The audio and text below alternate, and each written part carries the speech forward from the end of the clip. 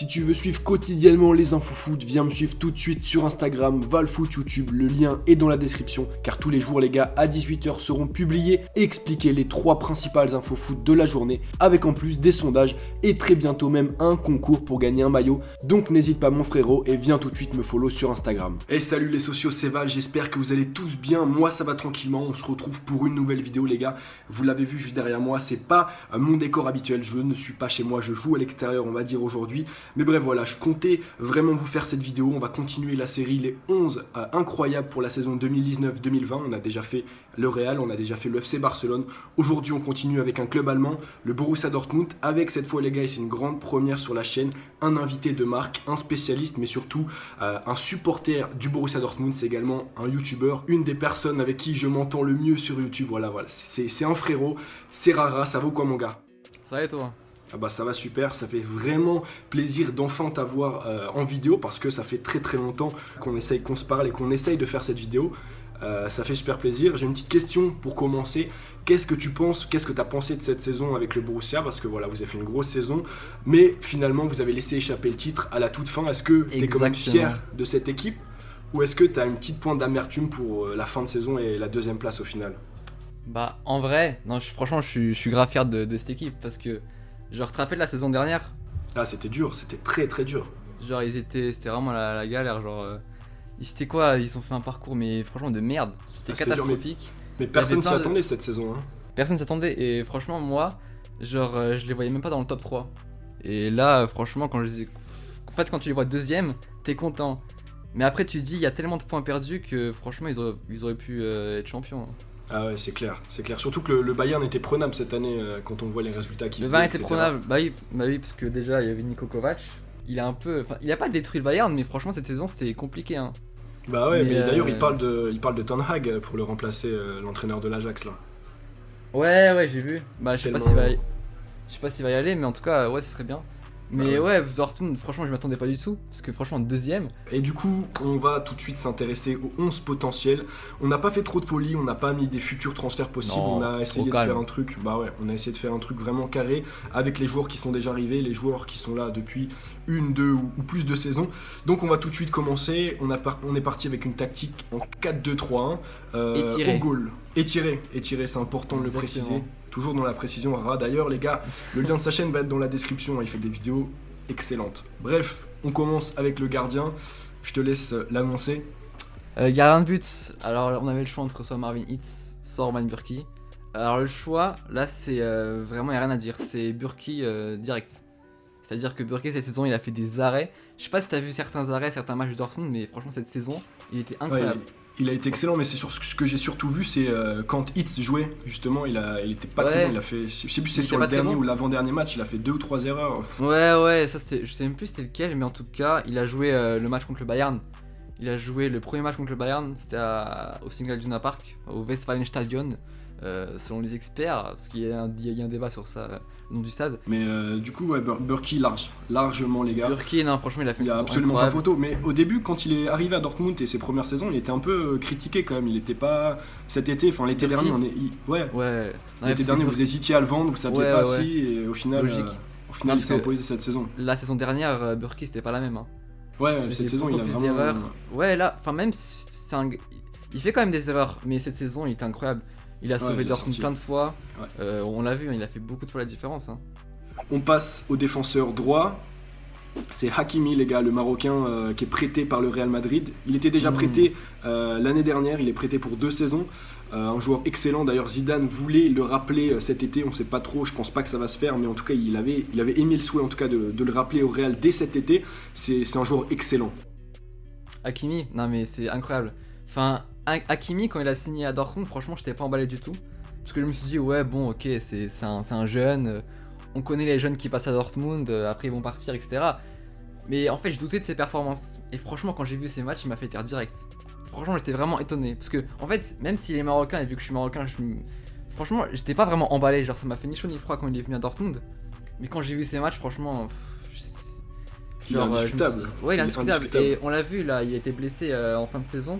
Ouais, il a raté une dizaine de matchs, il me semble. Ouais, du coup, il a pas pu disputer la CAN. Enfin, je sais pas s'il va la disputer. Il a été sélectionné, mais ça va être très juste. Ouais, ça va être juste. Et on Ouais. a vu le manque d'Hakimi.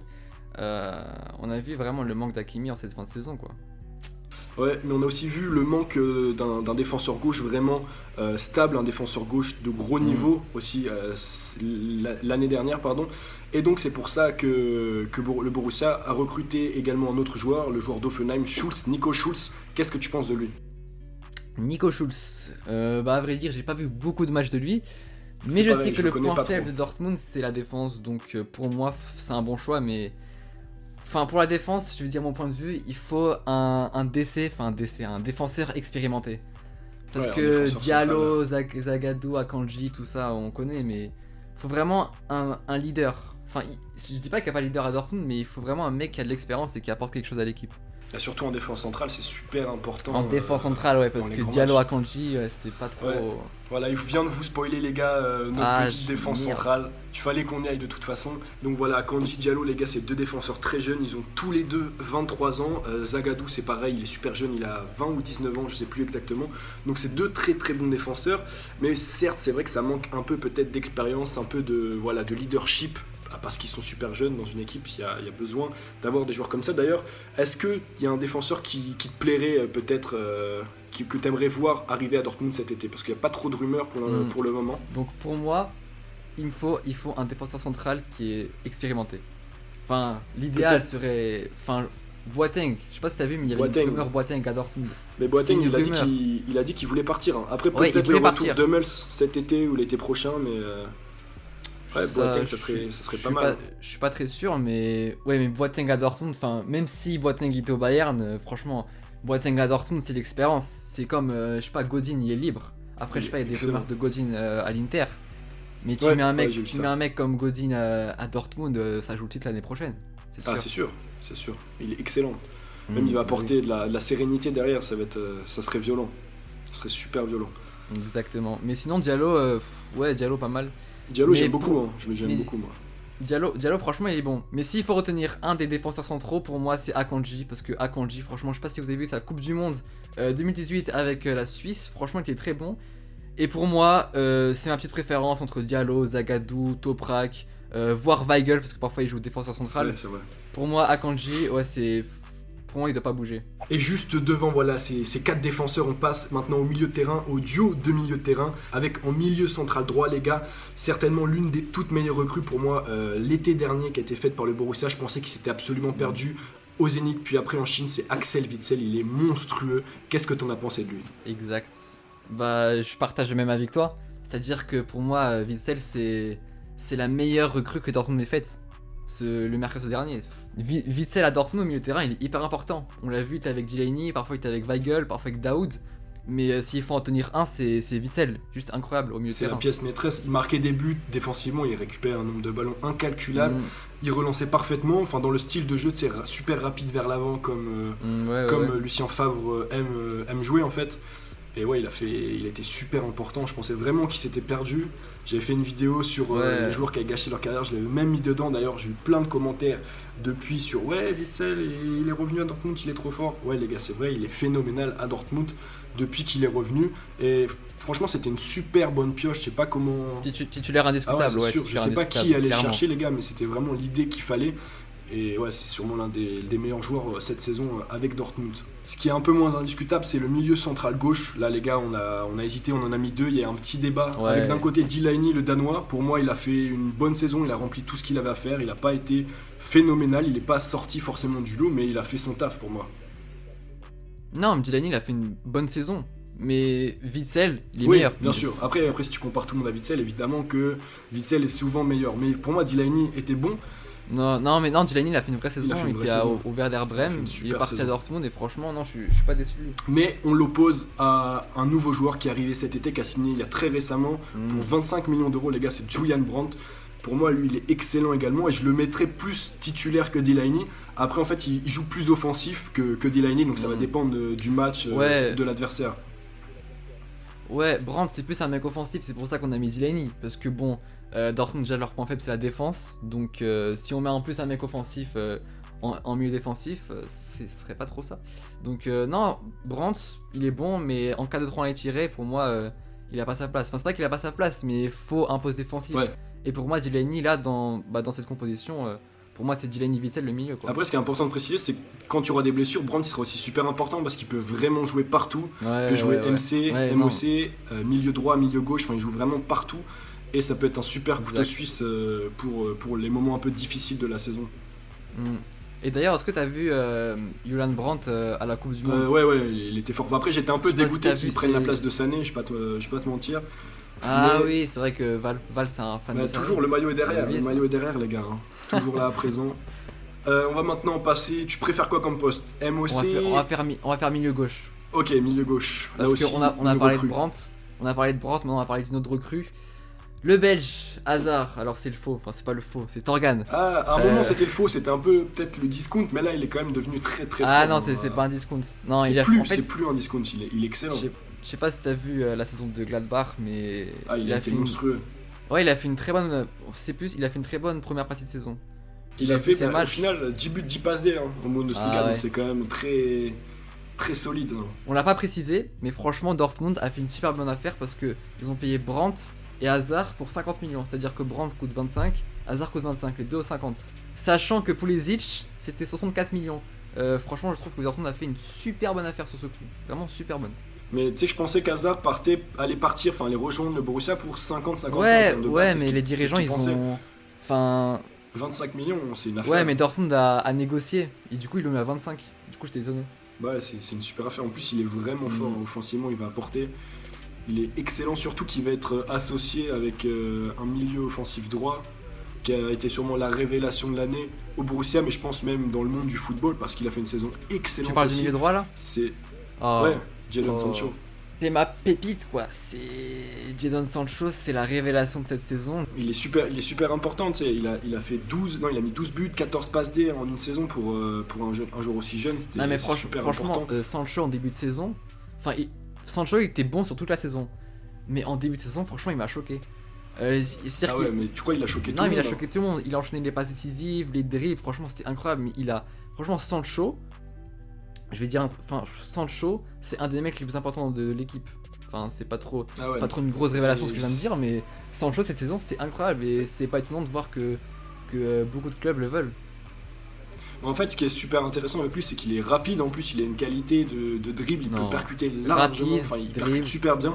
Et sa qualité de centre, c'est phénoménal aussi. Les ballons où il veut. Ouais, c'est un des meilleurs passeurs européens. C'est pour ça. Ouais, 14 passes décisives, c'est énorme. À noter que c'est un 2000. Le mec a 18 ans. Enfin, 19 c'est un 2000. Ouais, c'est ouf. On passe maintenant au milieu offensif central. Là, c'est. Les gars, on le connaît tous, c'est la légende. Je vais laisser parler Rara parce que je pense qu'il va parler plus avec le cœur qu'avec les stats et les connaissances en foot. Ce mec-là, là. Marco Reus. Alors du coup, milieu offensif central, donc on a le meilleur joueur du Borussia Dortmund, Marco Reus. Au début de la saison, tout le monde était étonné de le voir milieu offensif. Parce que c'est plutôt un mec qui a joué à gauche. Contre le Bayern, il a joué BU, il a joué buteur, on sait pas pourquoi. Mais le poste de Marco Reus cette saison a été beaucoup remis en question, parce que c'était pas habituel de le voir dans l'axe, enfin de le voir milieu offensif central. Et la grosse surprise parce que cette saison franchement il a été incroyable Marco Reus. Et il a été incroyable pourquoi Val? Parce qu'il ne s'est pas blessé. Parce qu'on connaît Reus, parce que tout le monde dit ouais Reus il s'était pas blessé, il aurait pu aller loin etc. Cette saison il s'était pas blessé et au final on a vu le résultat, on a vu que c'était un très bon joueur qui a aidé son équipe à maintes reprises. Et on a vu les matchs aussi quand il était pas là. Je dis pas que c'était vide mais on ressentait qu'il manquait Marco Reus dans l'équipe. Il a sa patte sur l'attaque du Borussia, il a mis 17 buts, 8 passes D, je pense que ça apporte pas mal quand même. Forcément, mais tu sais que j'étais super content de le revoir à son meilleur niveau après toutes les blessures qu'il a eues. Pour tout le monde. Il n'a pas pu aller à la Coupe du Monde, etc. Exact. Je pense que c'est un joueur que tout le monde aime, tu peux pas le détester. Oui, c'est comme Kanté, enfin, je veux dire, ce joueur, qu'est-ce que tu peux le reprocher? Un autre qui a un peu moins de belles saisons devant lui, je pense, c'est Paco Alcacer. Le dernier joueur, le buteur du Borussia, qui a fait un début de saison, les gars, Tony Truant, qui a été un peu peut-être moins bon dans la deuxième partie de saison, plus peut-être un super sub, comme tu le disais avant la vidéo. C'est un super sub. Je le redis, pour moi, à Dortmund, ce qui manque, c'est un buteur. En fait, il faut de l'expérience. Parce que Dortmund, c'est une équipe jeune, on connaît Lucien Favre, il fait jouer les jeunes. À Dortmund, il faut de l'expérience. Et en buteur, par exemple, il faut un mec expérimenté comme, je sais pas moi, Mandzukic, Dzeko. Mais Alcacer, franchement, c'était pas mal cette saison. Alcacer, c'était pas mal. J'étais surpris. Je sais pas s'il pourra refaire une deuxième saison comme il a fait. C'est pour ça. Parce que après Aubameyang quand il était parti, il fallait bien trouver un remplaçant. Mais au final, Alcacer, je suis très satisfait. Il a fait une très bonne, il a fait une bonne partie de saison, bonne première partie de saison. Mais c'est plus un super sub. Pour moi, il faut un buteur qui enchaîne les titularisations et c'est ça qui a manqué à Dortmund cette saison, le titre. On se rappelle l'année où c'était allé en finale Ligue des Champions, Lewandowski qui était incroyable, il avait mis je crois 4 buts contre le Real, ouais, c'était 4-1, non, ouais. C'était un monstre et du coup c'est peut-être ça qui va manquer, ou en tout cas qui a manqué cette saison Borussia pour mieux faire que cette deuxième place. Donc en fait pour conclure, il faut un buteur expérimenté. Après il faut pas qu'on oublie également dans ce 11 les remplaçants parce qu'on en a pas du tout parlé. On n'a pas du tout parlé de remplaçants. Il y a pas mal de joueurs. On a parlé vite fait de Zagadou, le défenseur central, qui est pour moi un très très grand espoir. C'est un tank, mais depuis le match contre le Bayern, il y en a plein qui se retournent contre lui. Hein, je te le dis. Après, il y a Toprak.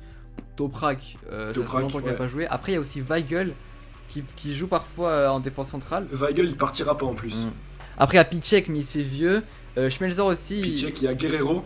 Ouais, Guerrero, à ce qui paraît. Ouais, j'ai vu qu'il partait peut-être au PSG, je sais même pas. Mais après, il y a Schmelzer en défenseur gauche, on l'a pas mis parce que. Dortmund a recruté Schulz parce que Schmelzer se faisait vieux. Donc pour moi, Schmelzer sera sur le banc et Schulz est titulaire. Mais ouais. Ouais, je pense qu'on a fait le tour de cette équipe. Voilà ce que ça donne les gars, l'équipe au final.